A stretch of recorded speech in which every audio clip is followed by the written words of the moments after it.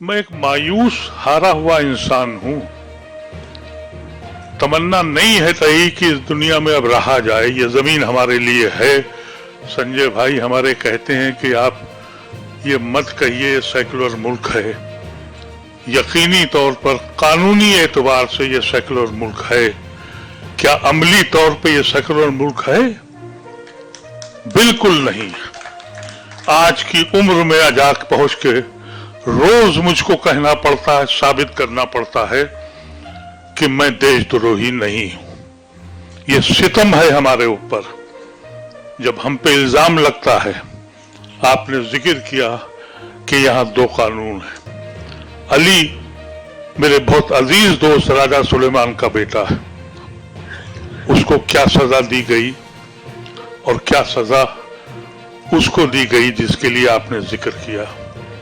यहां बहुत सी बातें हुई, लेकिन मैं दो तीन बातें आपसे कहना चाहता हूं। ये वक्फ का जो एक्ट के ऊपर जो बहस हो रही है, मैं हैरत ज़दा हूं कि मेन आर्गुमेंट जो हो रहा है सरकार की तरफ से कि ये इस्लामिक तरीका नहीं है, इस्लाम से इसका कोई ताल्लुक नहीं है। आज हम आपको बता दें ये वक्त कहां से आया है, उन हजरात से जिनको औकाफ के बारे में मालूम नहीं है। कुरान की जब एक आयत नाजिल हुई कि तुमने जो अच्छे काम किए हैं उसके सवाब तुमको मिलते रहेंगे, तो सहाबी एक थे, वो रसूलुल्लाह सल्लल्लाहु अलैहि वसल्लम के पास गए। उनका जब इंसान मर जाता है तो उसके गुनाह और उसकी अच्छाइयां सब खत्म हो जाती हैं। ये क्या बात है कि अच्छाइयां जुड़ती जाएंगी। उनका तुम अगर कोई ऐसे कार्य खैर करते हो और कोई इंसानियत को भला करने के लिए कुछ करते हो तो तुम्हारी बुराइयां तो खत्म हो चुकी हैं, तुम इस दुनिया से जा चुके हो, लेकिन उसका सवाब तुमको मिलता रहेगा जब तक कयामत में हिसाब नहीं होगा। उन सहाबी ने उस वक्त, वो बहुत बड़े वहां के काश्तकार थे, बहुत बड़ा उनका बाग था, उसको उन्होंने अल्लाह के नाम पे वक्फ कर दिया। और जब ये कहा जाए कि ये वक्फ जो है ये इस्लामिक कानून नहीं है, रसूलुल्लाह सल्लल्लाहु अलैहि वसल्लम के जमाने से ये वक्त हो रहा था, और कहा गया नहीं ये ट्रस्ट है। ट्रस्टी तो आप बदल भी सकते हैं, ट्रस्टी अपना काम करता है। अल्लाह की जमीन को, अल्लाह को कौन बदल सकता है? लेकिन बहस इस पे हो रही है, और इसलिए हो रही है कि ये इस्लामिक लॉ नहीं है, इस्लाम से ताल्लुक इसका नहीं है। और अगर ये साबित कर लिया और हमारी अदालत ने इसको मान लिया तो इस मुल्क से आर्टिकल 26 की जरूरत नहीं है। ऐलान कर दिया जाए कि न हमें 26 चाहिए, न हमें 25 चाहिए, न 28 चाहिए, न 29 चाहिए, न 30 चाहिए।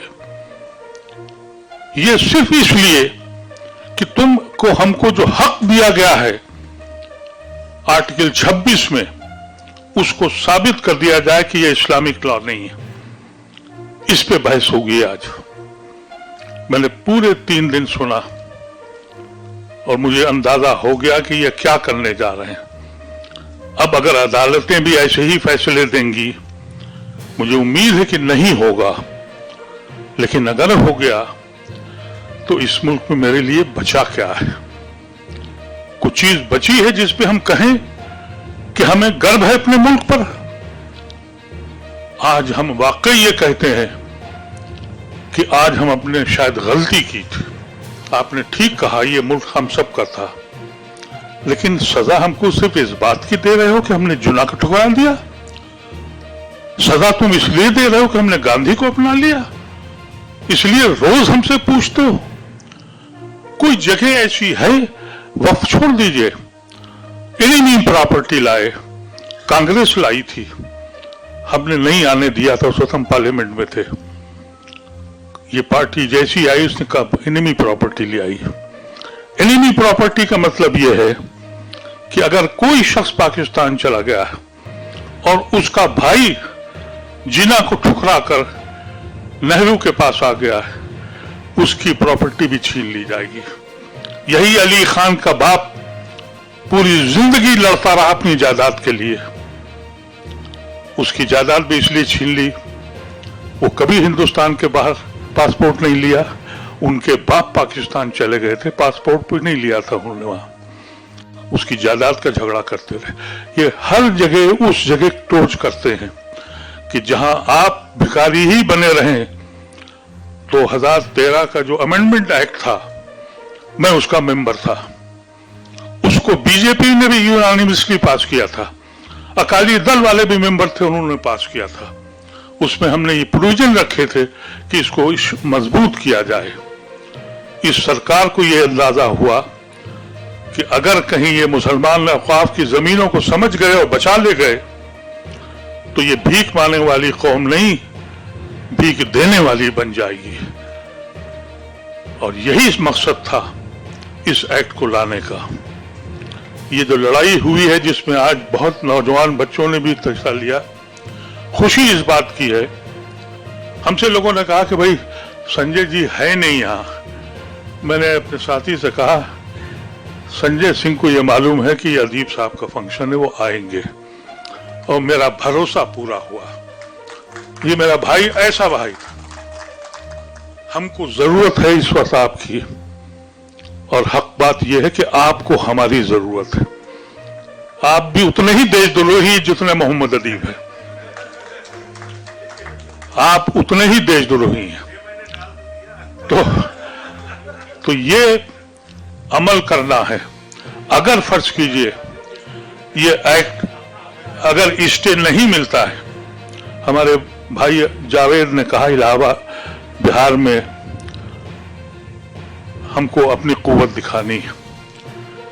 हम लोगों ने यह फैसला किया है, हमारी दोनों ऑर्गेनाइजेशन ने, हम महीनों महीनों वहां लगाएंगे, घर घर जाएंगे।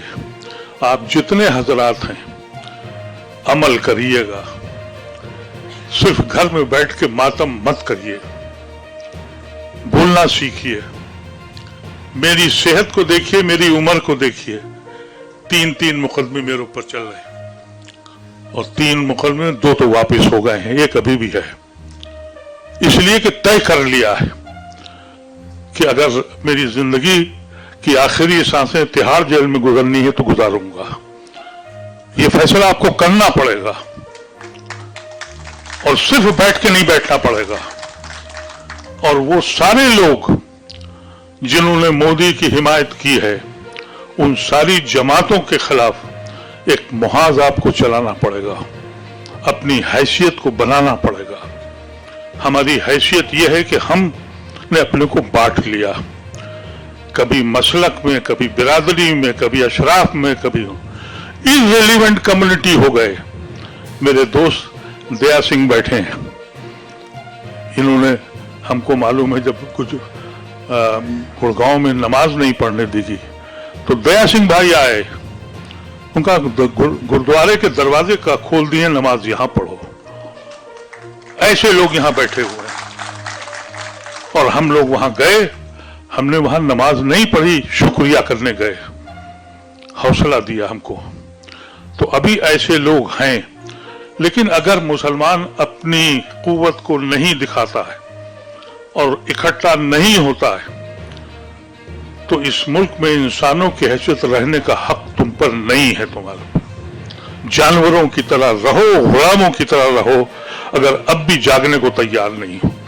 फैसला करें हम सब लोग, और ये फैसला यही करें, ये मत समझिए कि हम पर्सनल लॉ बोर्ड के खिलाफ हैं या हम उनके साथ हैं। मैं खुद पर्सनल लॉ बोर्ड का मेंबर हूं, मलिक साहब पर्सनल लॉ बोर्ड के मेंबर हैं।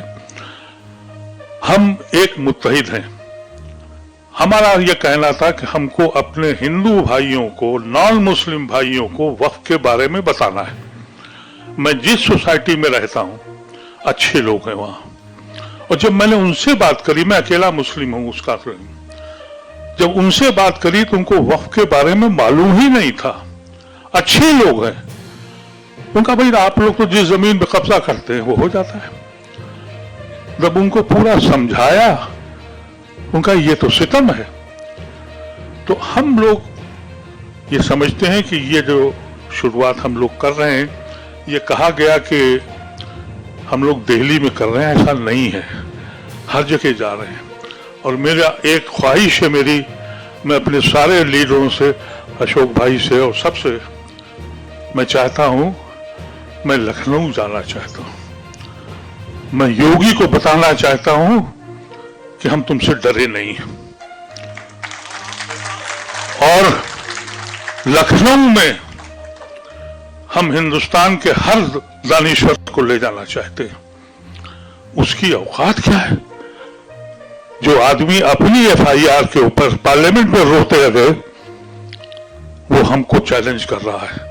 और हमारे मुसलमान खौफ से कह रहे हैं अदीब साहब यहां मत आइएगा। तो मेरी एक ख्वाहिश है, आईएमसीआर की तरफ से भी और एपीसीआर हम लोगों ने तय किया है कि हम अगले महीने लखनऊ जाएंगे और उससे मुकाबला करेंगे, उस जाहिल इंसान से जिसने हिंदुस्तान के अंदर अभी तक बिल पास नहीं हुए, लेकिन अभी एक साहब ने बताया और हकायक हैं, नेपाल से मिले जितने मदरसे हैं बुलडोजर चल रहे हैं, खामोशी। और उसके बाद 2 या 3 महीने हमारा पड़ाव बिहार में होगा, सड़कों पे हम जाएंगे। और ये जो जैन चौधरी है, इसका बाप मेरा दोस्त था, ये कहता था मुझे प्रोटेक्शन दो, उसको भी सबक सिखा रहा है। जब तक आप इन लोगों को सबक नहीं सिखाएंगे, ये सियासी लोग हमको इसलिए इररिलेवेंट समझते हैं। बहुत कम लोग ऐसे हैं जो मुसलमान का नाम ले रहे हैं। बड़े बड़े लीडर जब हम पे सितम होता है तो कहते हैं माइनॉरिटीज के साथ बहुत कुछ हो रहा है। मुसलमान कहते हुए डर लगता है हमको, वो डरते हैं कि कहीं ऐसा ना हो कि हमारा हिंदू वोट चला जाए। एक तरह से अपनी हिंदू कम्युनिटी को बदनाम करते हैं। ये कहना चाहते हैं कि हिंदू कम्युनिटी कम्युनल है, 90-80% हिंदू जो है वो सेकुलर है, लेकिन नाम लेने से डरते हैं। इसलिए कुव्वत बन के दिखाना है। हम लोग जो भी कर रहे हैं, अदालत पे जरूर जाएंगे, लेकिन ये न समझें कि अदालत के वो फैसला हम मान लेंगे जो हमने बाबरी मस्जिद में मान लिया, अदालत का वो फैसला हम मान लेंगे जो हमने अलीगढ़ पे मान लिया था। अलीगढ़ की लड़ाई हमने 35 साल लड़ी है और वापस लिया, उसको जीता। सड़कों पे आना पड़ेगा। और ये चीज सोच जाइए कि हम सब रेजोल्यूशन पास करके हो जाएंगे। पर्सनल लॉ बोर्ड लड़ाई लड़ रहा है, हम उसके साथ हैं।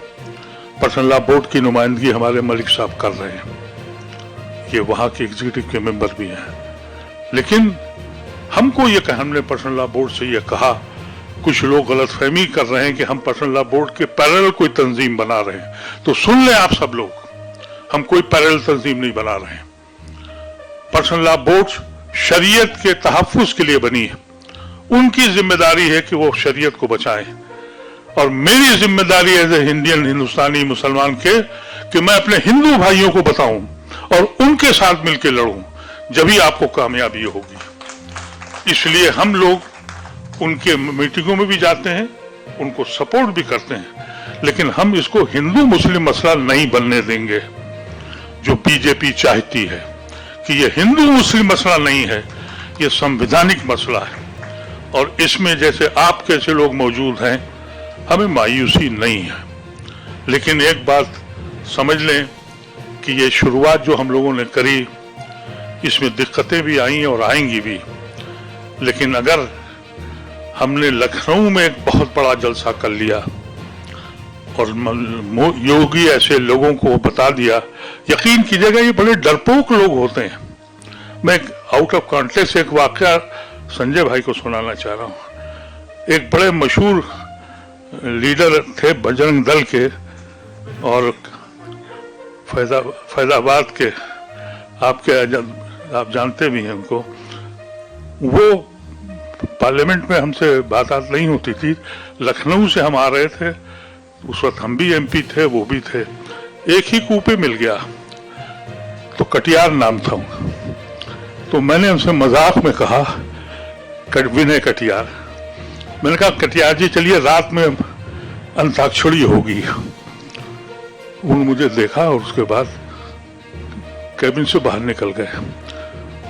अब जब मैं डिब्बे में गया था तो मैं देखा ब्लैक कैट ये वो जन दसियों वहां पुलिस वाले, और जब ट्रेन चलने लगी तो मैं परेशान कि सामान उनका रखा है, और मैं कहा एमपी साहब कहाँ रह गए? तो टीटी आया, मैंने उससे पूछा कि भाई ये एमपी साहब रह गए?